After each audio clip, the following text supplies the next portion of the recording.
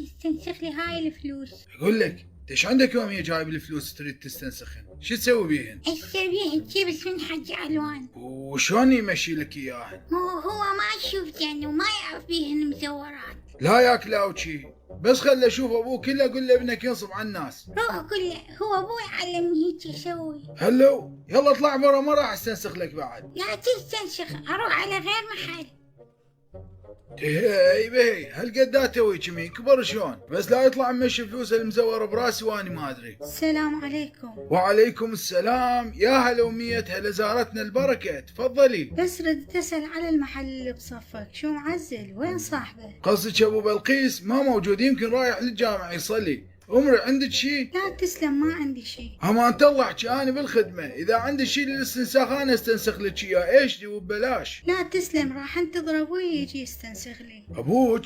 يعني انت بلقيس؟ اي بلي. ويلي. عفوا. لا قصدي ما شاء الله، لعد بروح ابويا ما طلعين منا الا انا استنسخ لك. لا اشكرك، ما اريد اكلفك. ماكو هيك حكي، بعد حلفت بروح المرحوم.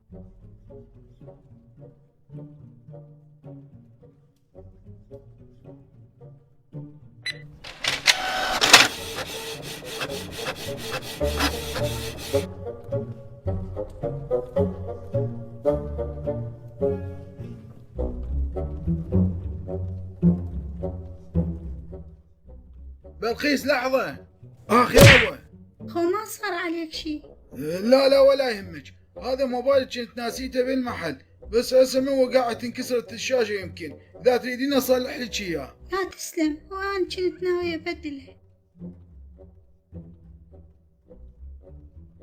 عم ابو بلقيس شلونك؟ عمي، وانت من شو وقت تقول لي عمي؟ والله شفتها مو حلوة اصيح لك ابو بلقيس وقبل، فقلت اقول لك عم ابو بلقيس احسن. ايش عندك؟ والله صراحة جايك بسالفتين، احكي لك الاولى واذا ما عصبت احكي لك الثانية. يلا يا ابني احكي وفضني. اليوم بنتك بلقيس كان عندها استنساخات، جت وما لقيتك وانا استنسخت لها، خطية نسيت موبايلها بالمحل يمي، واخذت اعود ارجع لها اياه ووقعت وشاشته انكسرت. مو اشكال، راح اخذ فلوس تصليحها منك.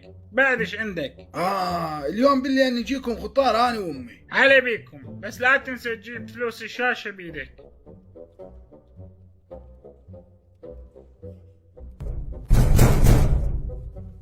منو؟ عم ابو بلقيس هذا انا احمد. لك وقف بمكانك، كل عمردك مرض اليوم.